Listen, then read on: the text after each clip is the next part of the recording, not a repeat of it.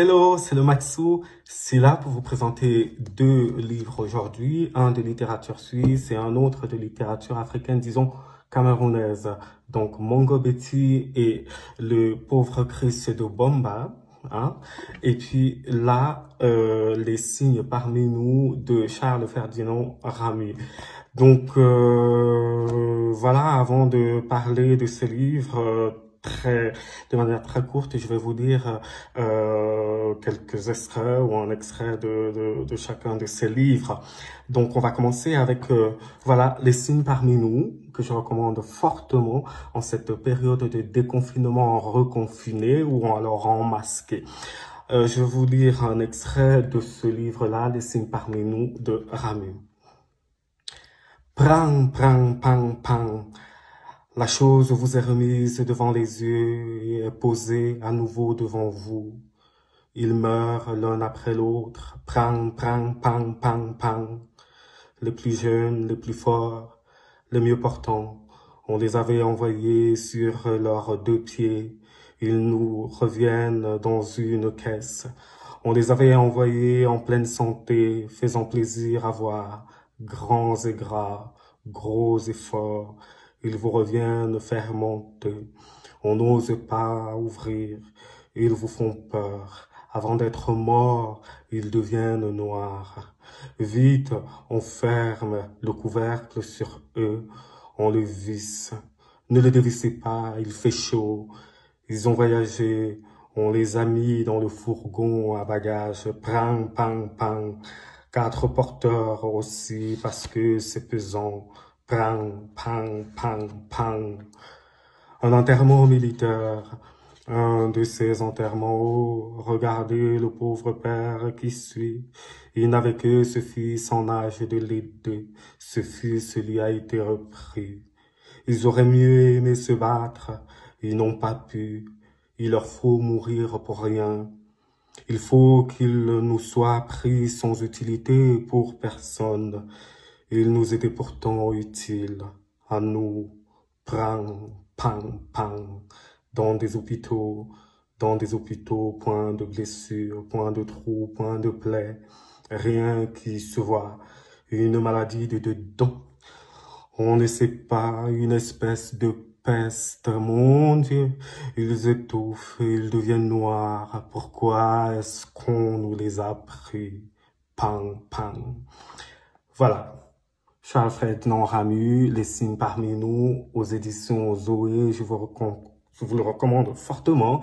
Et je pense que vous allez trouver un minimum de l'ambiance que nous avons aujourd'hui en ce temps, je disais, de confinement, déconfiné, reconfiné, enmasqué.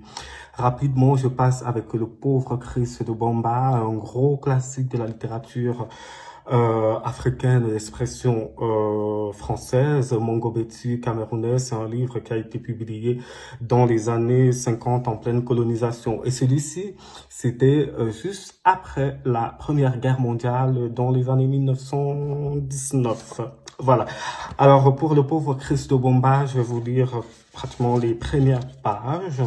La première page, on y va. Mission catholique de Bomba. Dimanche 1er février 1930 quelque chose. Hein? Okay.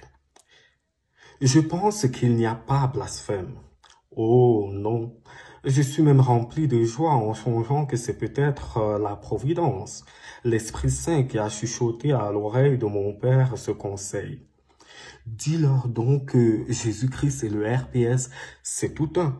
Lorsque les petits-enfants de notre village, contemplant l'image qui représente le Christ entouré de gosses, furent étonnés par sa ressemblance avec le RPS, même barbe, même soutane, même cordon au niveau de la ceinture, et qu'ils s'écrièrent « Mais Jésus-Christ, on dirait le RPS !» Et mon père leur assura que Jésus et le RPS, c'est tout le temps. Et depuis lors, les gosses de mon village appellent le RPS Jésus-Christ. Jésus-Christ, oh, je crois bien qu'il n'y a pas blasphème. Il mérite bien ce nom, cet éloge innocent de petits enfants. Un homme qui a réussi à imposer la foi, à rendre les gens quotidiennement bons chrétiens, souvent malgré eux. Un homme autoritaire, un homme terrible, un père, Jésus-Christ, un homme terrible, certes, mais quand on le connaît bien, le RPS se donne parfois envie de rire. Tiens, il en a encore fait une histoire ce matin à la grand-messe. Voilà. Le RPS, c'est le révérend père supérieur qui est censé venir évangéliser un village en pays béti, les Talas. Et il retourne de l'Europe après avoir laissé justement les Talas, pensant que ceux-ci allaient souffrir, n'est-ce pas, de ne pas le voir et de ne pas vivre dans la communion chrétienne.